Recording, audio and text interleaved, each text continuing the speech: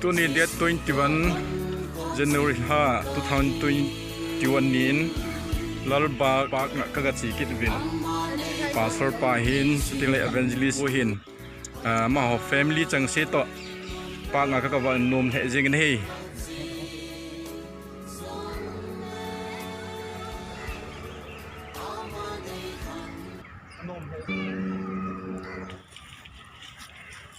pa mai si ama hin bung ni te ho gam no ta ta ni da soben num ta ta nei pui win pa in ka su min the loading a hi tai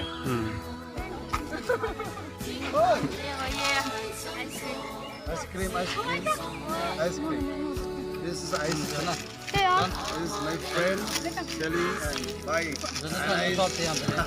Right now. Hey, you're not.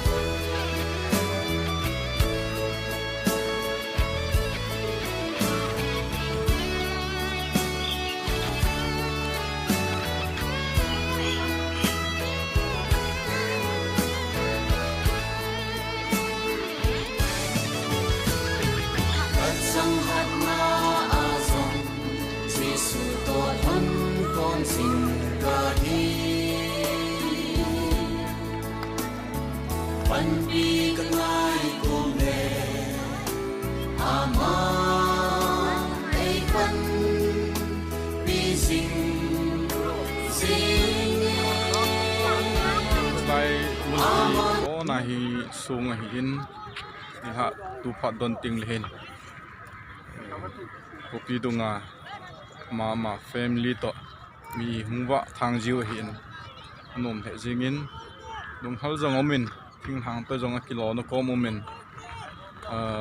nung lang khu kopi sunga lamlin te ho building te ho jong ga ki mu pha in kumasa sang ni le som na ku chun khat ve kana phawin avelin kumsang ni la som ni la khat janul khain BCF pastor pa la family chudeng le evangelist pu le family hot amul hi ka paket min longjang halin mum dong ka sai ni hi hi evangelist soson BCF Bangalore Christian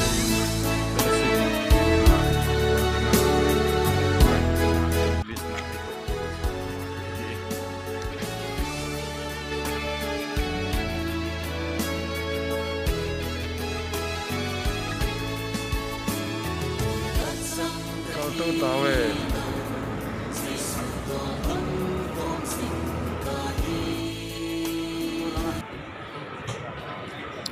mình thích biết ta Bangalore khopi đi nga lên cái mana lang chung mà lang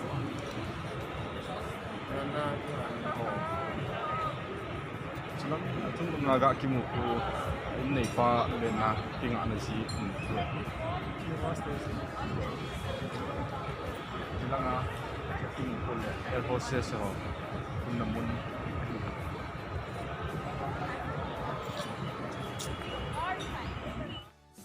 Chilai mun he Vijay Mala Kingfisher nei pa in mun cha hi date 21 khon BCF pastor kapu J Emmanuel to pelhonin amun hi ai tia kan chi kha lo namun khat chu hin amun he jingin alopi in athupi ma majing in hi in kisa dan ho athin dan ho kagel do khanom in hi mihim khut su mihim til sen bon hi panga lopi a anu mai le pathin in asim ta san chate dinga gam chu itabangan lopi dem ti hi mun nom ho mun thupi ho kamuti nga le kagel do ji khat chu hian ichi laimun jong hi anu ma majing in thing jong a thing in jing ni itlang ho hi building thupi ta hi in yo India gam sungjeng a jong foreign tabanga mun nom le foreign tabanga mun lopi jong hi tam ta amin cho lai hi islai mun jong hi khatna apang khat choi ni hi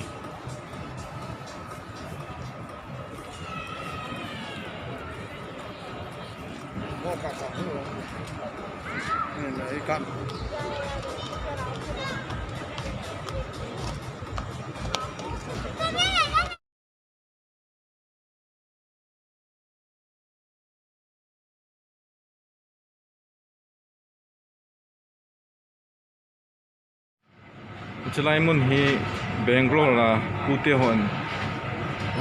sa le nga en me ima ki to na jiu mun che hi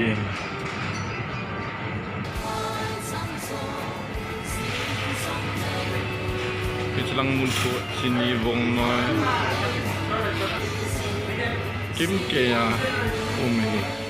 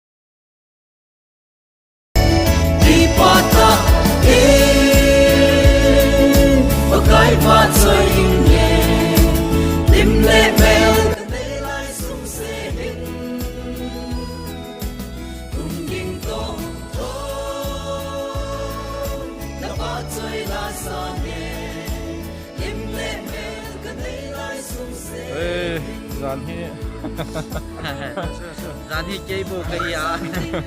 la hi dan hi kele so san bo ke tunya hi ni kaki te avin ni ka ding ta ve jingle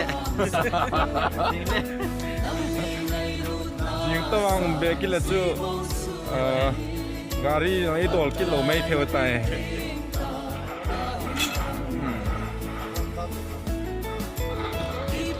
te kahung nau gari hin jan hia chu punglim ko kahung thun wale kana vai ge khavin ya hetunya himata one thing jap lowa ina pana kong ka ba sai pungli do war pot ka thun hin ama hila pastor pa hin che agari hin ma hila loi pao dunia hi hung tha gari ai to ti pao hi jing le tilanga ma hela evangelist ku son hin ran ha pana bek ai to pi le le jing hin pon thota pon ai la pio hin mulo la uni chen ge hi ke ji hi I mulo lai ta da su sun sang hai live an